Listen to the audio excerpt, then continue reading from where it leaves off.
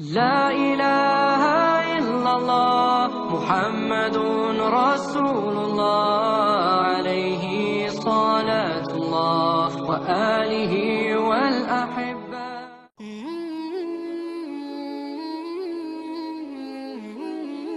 Pastor Hilarion Heagi, seorang pemuka Katolik terkemuka di Amerika Serikat, menarik perhatian di negara asalnya setelah mengumumkan dirinya memeluk Islam. Dalam sebuah pernyataan di media sosial, Heagi menggambarkan keputusannya untuk menjadi seorang Muslim itu sebagai pulang ke rumah. Heagi yang tinggal di California sebelumnya adalah seorang penganut Ortodoks Rusia yang bergabung dengan Gereja Ortodoks Antiochia sekira tahun 2003. Pada 2007 dia meninggalkan Gereja Ortodoks dan beralih ke Gereja Katolik Timur. Dia lulus dari Biara Kebangkitan Suci di St.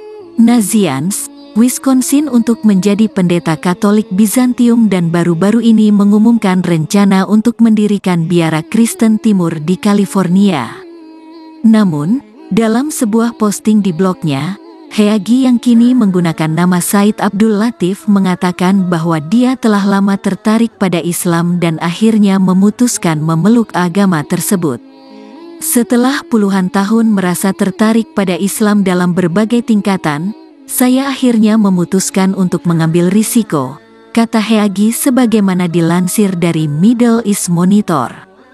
Agar hal ini terjadi, bagaimanapun, diperlukan langkah fisik dan secara tertib, karena saya tinggal di biara Katolik. Seseorang tidak bisa menjadi pendeta dan biarawan secara terbuka, dan seorang Muslim secara pribadi, katanya. Dia menyebut peralihan keyakinannya ini sebagai kembali ke timur dan kembali ke identitas primordialnya.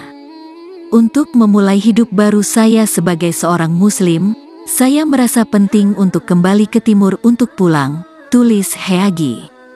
Ke tempat di mana perjalanan saya ke dalam Islam dimulai sekira 20 tahun yang lalu di sebuah pusat Islam kecil di sebuah kota universitas di Sabuk Karat, Appalachia.